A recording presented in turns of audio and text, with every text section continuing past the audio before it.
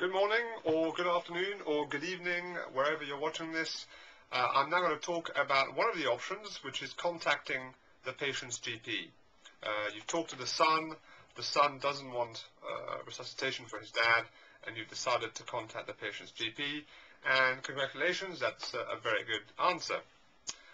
Now, the patient, Andy Dufresne, doesn't have capacity, so as a doctor, you have to act in his best interest. And one of the realities of hospital medicine is that you may not know much, at least, about who the patient is as a person. And finding out the patient's values and beliefs is important, of course, in establishing what's in the best interests of this individual. In other words, you try to find out what's important to that person. Now, best interest can be divided crudely into two categories. You have medical best interests and global or overall best interests. And don't make the mistake of conflating the two, of thinking that, well, best interests is medical best interests, because they're not the same thing. Sometimes they coincide, sometimes they don't. Now everyone, I suspect everyone, will think that health is important, and you may recall the well-known verses of the English playwright and poet John Gay, and he says, "Nor love, nor honour, wealth, nor power can give the heart a cheerful hour when health is lost." Health, clearly, is very important, but there are lots of other values as well, and sometimes health may be offset by these other values. So you might have a person, for example, who loves eating full-fat brie, he loves smoking expensive cigars, that's just his way of enjoying life, really.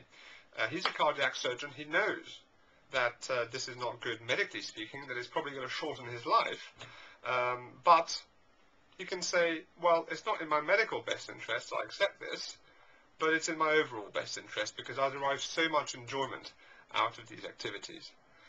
So sometimes what's in someone's medical best interest may not necessarily be in their overall best interest.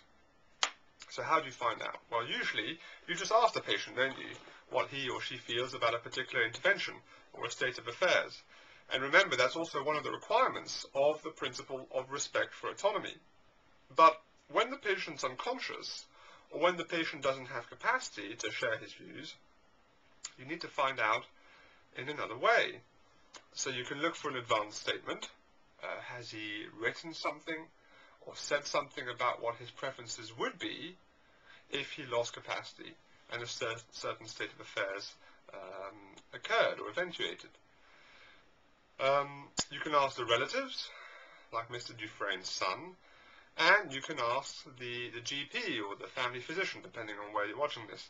Some patients, especially older ones with chronic diseases, may have seen their GP regularly over many years and have established a rapport with their GP and may have talked about their preferences. So it was very wise of you to contact the GP. I know it can be difficult to reach them at times, at least in the UK, but it's worth the effort, as this case demonstrates. Okay.